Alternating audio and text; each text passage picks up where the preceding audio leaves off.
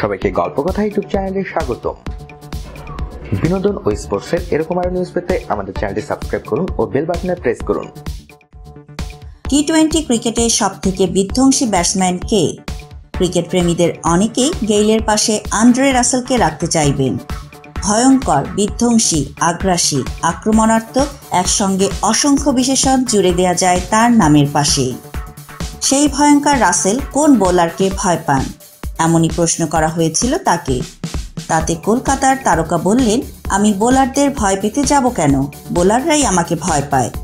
Out হওয়ার ভয় আমি পাই না। আসলে আউট হওয়ার ভয় পেলে আত্মবিশ্বাস কমে যায়। সব ম্যাচে অপরাজিত থাকতে পারবো না জানি। এটা টি-20 ক্রিকেট। এখানে ঝুঁকিপূর্ণ শট খেলতেই হবে, আর তাতে আউট হওয়ার সম্ভাবনাও থাকবে। আমি ভালো ডেলিভারিতে ছক্কা হাঁকানোর সাহস দেখাই।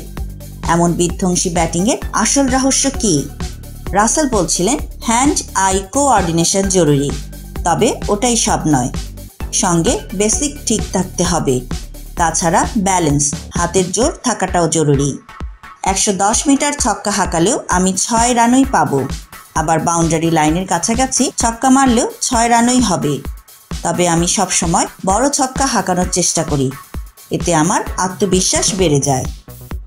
ফর্ম নিয়ে তিনি খুব একটা চিন্তায় থাকেন না। রাসেল সাব জানালেন সে কথা। বললে, আমি সবসময় ইতিবাচক থাকার চেষ্টা করি।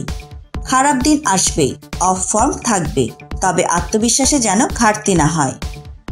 শুধুমাত্র উইকেটে টিকে থাকা তার উদ্দেশ্য নয়, দলের জন্য রান তোলাটাই তার আসল উদ্দেশ্য বলে জানান এই ক্যারিবিয়ান তারকা। তো বন্ধুরা, আন্দ্রে রাসেল সম্পর্কে আপনাদের মতামত জানিয়ে দিন আমাদের কমেন্ট বক্সে।